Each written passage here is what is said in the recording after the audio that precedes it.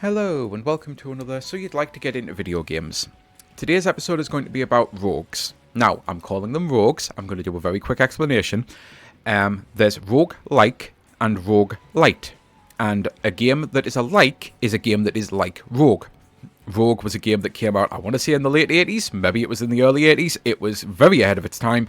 And eventually people started to make games like it. I think one of the first most popular ones was Spelunky. And then there's the likes of Binding of Isaac, which is still to this day considered one of the greatest of all time, which is why I'm doing this for this video. But I'll be quickly changing off this because I need to explain that in a minute. But anyway, and a light version is a game that has light rogue elements. So I'm going to actually call it rogues going forward, now that you understand that, because it's just a damn sight easier to say it. And there are people who are actually trying to get this into common vernacular. People are saying we really need to change to just rogues. And I agree. So, the reason this is going to be complicated is, as you can probably see, there's two characters on the screen. I opted into a beta to do with multiplayer, and this is the first time I've launched the game. And it turns out my controller thinks it's two characters, and one of them, the one on the left here, if I move up, I move up. If I move down, left, right. Whereas the one on the right, if I move up, I move down, I move left, I move right on the analog. So yeah, I'm currently controlling two characters, and it's going to be weird. So I won't be doing this game for too long. But this is a very, very complicated genre. It's a very, very complicated video to make, because what is a rogue? Everything. There's like a common joke about the fact that everything is a rogue these days. Donkey Kong Bonanza, I've done platformers recently, and I brought up the fact that, yeah, that's a rogue. They added rogue game modes to it, essentially. It's absolutely maddening, but at the same time, as someone who likes these games, I really get it, and I really like it, because it's a great way to expand the length of a game, I guess, and not in an artificial way, because usually people who want to do it can opt in and opt out. There's games like Hades that I am about to bring up that I know fine well some people would rather it just be a story game, but the whole point of Hades, it's designed that you can do a run in 12 minutes, so if you only actually played 2 runs and got the entire story, your game's 24 minutes long, and that just wouldn't be any good. But there's so many different franchises and genres, and I've just realized as well, OBS really doesn't like Isaac. I've literally just looked down at the screen, and I apologize that the footage is choppy, so I think now that I've actually shown this, I'm probably going to now change game. I should quickly sidebar and say, as much as I'm using a PC to do all of this, all of these games that I'm going to be mentioning are available on the Switch 2. Binding of Isaac is actually getting a Switch 2 version with all of the DLC out soon, so that would be a great place to start, to be honest, because you're going to be getting it for retail price, and Binding of Isaac never really went on sale much, I noticed, on the Switch. I think it's to do with the publisher, Nisalis. At least I assume it's still Nisalis doing the publishing on the Switch 2 version. But yeah, it's all beside the point. I was actually trying to explain that every game is a roguelike, or a rogue, and hopefully that is what I was in the middle of actually saying, because what with it not surprisingly taking 5 minutes, kind of lost my train of thought. But Isaac is a top-down, kind of like Zelda, but also with shooting mechanics. Hades here, Hades 2 specifically that I'm on, is an isometrics action game, where the whole point is you have to chain a combo of abilities and attacks and spells, and you earn boons and different abilities throughout your runs. So like different gods can give you different boons, so you can have like an electric build, an ice build, a fire build. You can summon Selena, the goddess of the moon. It's like, there's so many different things. It's going to be really difficult to actually cover this genre fully, because everything and nothing is a roguelike. Like, there's so many different rogues out there. There's same developer of Binding of Isaac. Mugenics has just came out, which is a turn-based strategy, kind of like RPG type thing, but instead of any actual major progression with your RPG, it's still all kind of randomized. It's actually a weird one, because it's more like than light, but it does have some light elements to it. And Isaac is just an outright like. Hades is a light. So what all of this actually means, when you do a run on Binding of Isaac, every single thing that you get in that run is available for that one single run. And I understand I'm using run a lot, and you might not understand what run is, but a run is quite literally your life. in the game. Let's put it that way, because for the most part, you tend to have one life. Now, you can get things that give you extra lives in certain games. I think there's even something in Isaac that brings you back from the dead.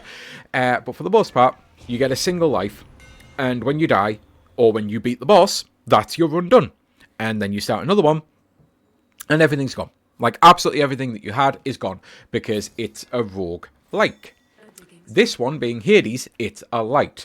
So my run here, I've actually got multiple lives. I'm currently set up to have 4 spare lives, basically, so 5 including my basic one. And when I die, I'll either come back, when I beat all the bosses and do everything, all of the boons that I've got, all of the powers, all of the lightning, all of the fire, anything that I collect, all of that will be gone. But all of the bones that I've collected, all of the nectar, all of the stuff like that you can collect throughout runs, the silver, when you dig up and get different plants that you just saw there, when I fish and get different fish, all of that stays with me, and I can go into the overworld, which I might as well actually do now if I quickly undo the night. I can go into the overworld, and there's an actual, like, hub. There's technically multiple hubs in Hades 2, to be fair. There's this one here where I basically choose my weapon, and when I choose my weapon, I can choose which different aspect I have, which all of them do different things. My personal favourite is this, the aspect of Moros for the Ignium, I think that's pronounced, Umbral Flames. And basically it allows me to fire these little things, and when I do this, it makes them explode. So it's quite cool. And from here I can choose to either go to the surface or go to the underworld. And that's basically one of the hubs, one of the different things. I can choose my pet here, I can choose my loadout, I can do all of the little things like that. But all of the stuff that I've actually just said, that I can actually spend money on or do things progress-wise, and now OBS apparently doesn't like this, and it's decided to freeze randomly. Weird. I can plant plants here. I can go trade fish with different people. If memory serves, this is the trader. I can go to the shop and trade different things in, sell different things, to then buy things, to... There's loads of different things that basically carry over your progress. And this Witch's Cauldron is like the most important thing in Hades 2, because it basically allows me to actually, as you can see, I've still not unlocked everything, but it allows me to buy things, and by buying things, I'm getting more powerful for my other runs.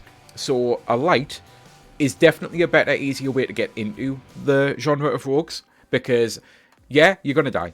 You're going to die a lot, but the whole time you're dying, you're going to be earning stuff, you're going to be progressing stuff, you're going to be making it so that it's easier for your next run. And eventually, you'll get to the point where not only is it easier on your next run, because of all of the upgrades you've unlocked, all of the new weapons, all of the new cards, all of the stuff that you don't really need to know here, because it's only applicable for this one game. Like a lot of the systems that I've just discussed, it's only really applicable for games like this, I should say, to be fair.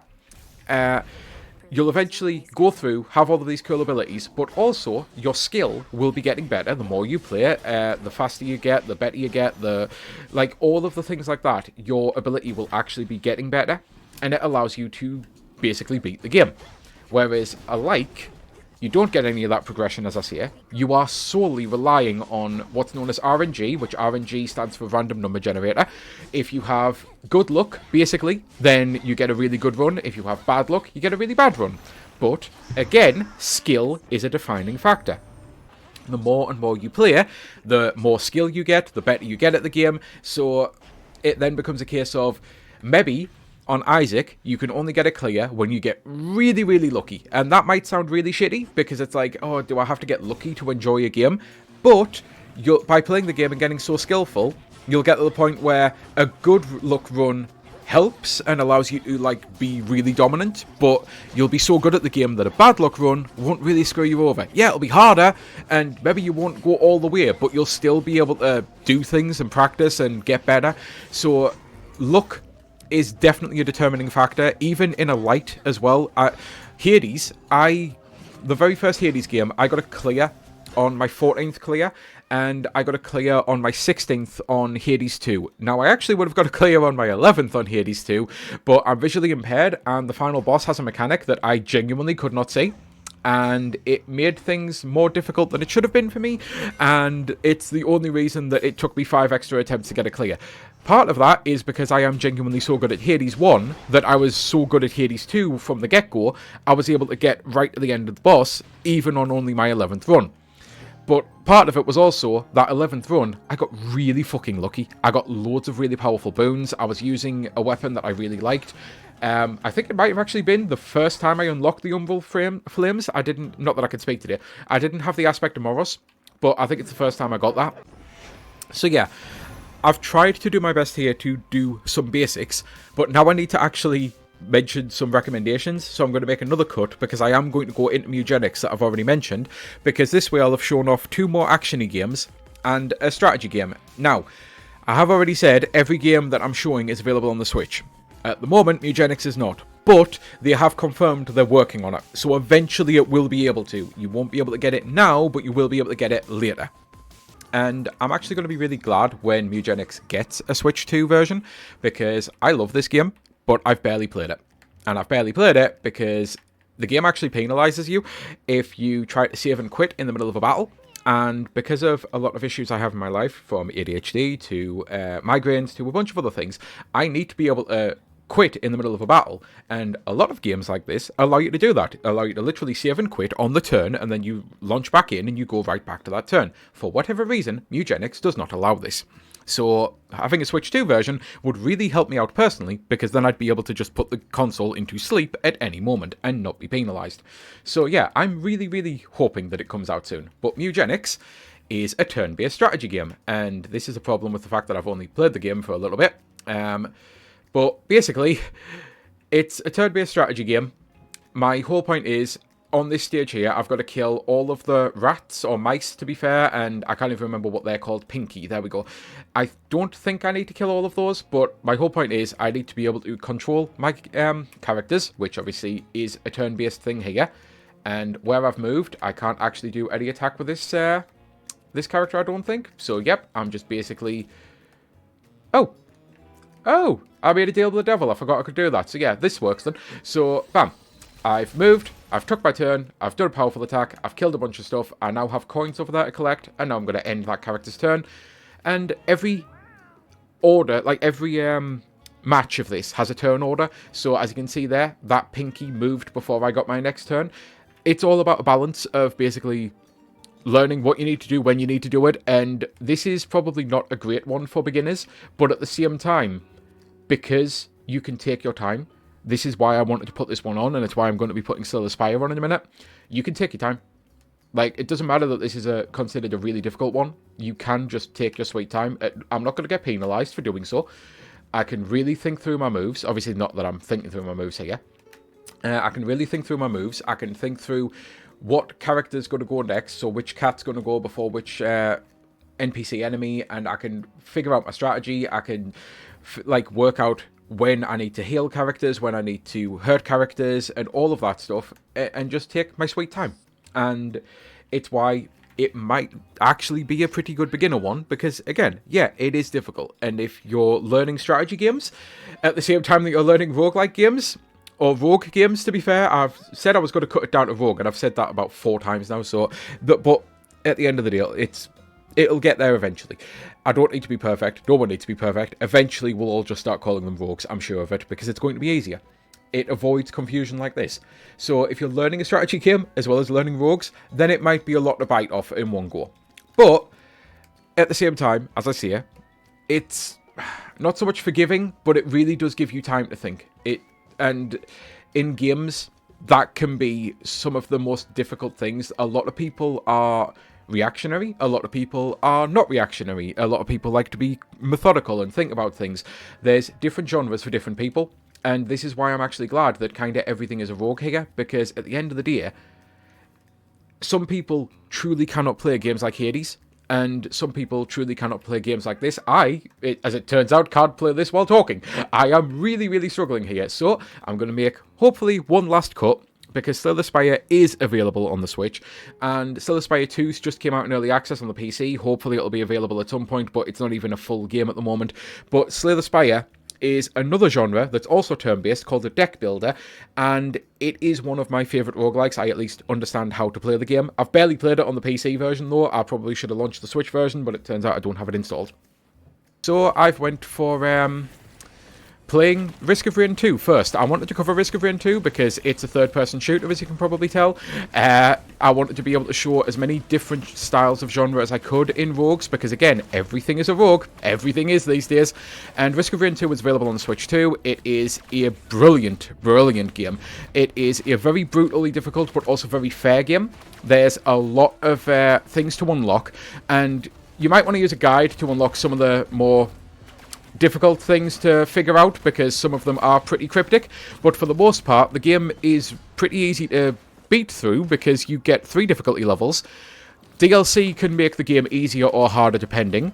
You get some unlocks that allow you to actually change the concept of the game, so you can make it so that instead of chest spawning that you have to buy to be able to get upgrades for your character on a run, you can go to the artifacts here, which I might need to use the mouse for this because I always forget how to do it on there. So there we go, artifact command.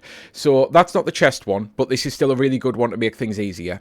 There is one that eventually, not that I'll be able to find it, makes it so that when you actually open a chest, so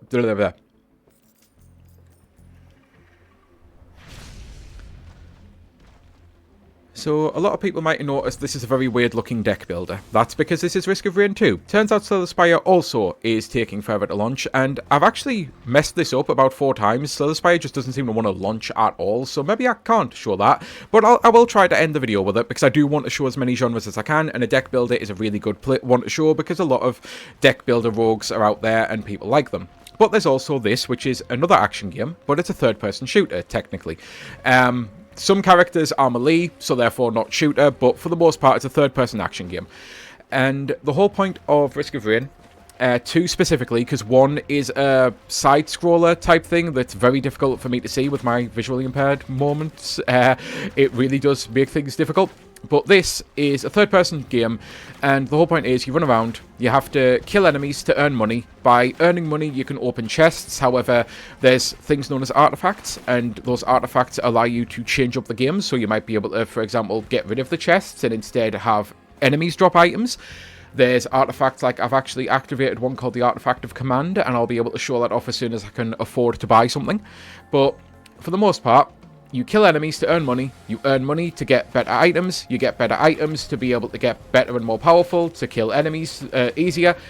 You find the end of a stage, which in this case is a portal, and the portal then summons a boss. You kill the boss, you go on to the next stage, and usually a run can be as little as 5 things, which I should be able to at least show this artifact command here, because this is giving me the choice to choose what I want, and I've picked this so that I can basically cheat to get onto the next stage already. Not that it seems to be letting me double jump. Oh yeah, I forgot the Huntress doesn't actually double jump as standard, does she? You have to unlock a double jump from a feather, but either way, you do all of this, and a run can be as few as 5 stages, but a run can also be kind of infinite on Risk of Rain 2, and the more you play, the harder it gets, and the more enemies there are, and the more hectic it is. That item there allowed me to basically one-shot the boss, so now I don't have to worry about the boss while I'm playing, but I do have to worry about all of these ads, which I've kind of not set this up in a great space, so I'm going to get the crap kicked out of me. I don't dare pick up my item, because that's something else with this game. It doesn't pause time when you're in the menu, so I will die trying to pick this up. But yeah, Risk of Rain 2 is a 4-player cooperative game, but you can play it completely solo. It is genuinely one of the best rogues out there. It's something that will take you hundreds upon hundreds of hours to fully get everything. You might want to use a guide for some of the more difficult to unlock stuff, because like getting these characters, getting these abilities, thankfully, because I haven't played the new DLC, I've got some things that I can show here to unlock. So requires Lost in Transit, 3 the Survivor from the Vault, and the Solutional Haunt. That should be pretty easy, because that's just play through the new DLC basically, and you'll be able to figure it out. But then characters have different abilities, different skins, different things you can unlock. So as Acrid, reject the offer of the Collective. I don't know what that means at this moment in time. With this new character here, I'll have barely anything unlocked. As the Operator, kill 4 different types of monster with a single ricochet. So what that means is obviously one of my abilities will ricochet, or I might need to get items that will cause the ricochet. There's loads of different things. This is a really complex one to show, I am aware. But it is also a really, really good fun one. It's something that is Very customizable as well. Unlike a lot of roguelikes or rogue games, you can customize the difficulty. You can put it on easy mode or brutally difficult. Usually you need brutally difficult to unlock like certain skins. I think Chili was the skin I unlocked from that, and it's really, really a cool looking skin, as you can see. At least I think so. The artifacts also change things up. You can make it so that enemies have less health or more health, or when they die they drop items, or when they die they split into other enemies. So you can basically fully customize this to be as difficult or as easy as you want. And with that, I kind of have covered everything I need to cover with that. I do want to finish with Slay Spire. I've had to do this like 5 times just to get the image to display on OBS. And I understand it's probably going to look like crap, but I don't know what the issue is. And I know fine well it seems to be running in total slow motion for use. Apologies, thankfully it's a turn-based game, because yeah, this is a deck builder, which if you've never played a deck builder before, again, this is why rogues are everything and nothing. It's like, rogue is more a mode, I guess, than an actual genre, but it also is a genre. And it's like how randomizers are a mode, and I really hope randomizers actually become the next big thing, because I love playing games with randomizers, but that's its own thing. You don't need to know about that, especially in this video. I'll cover it when I need to cover it.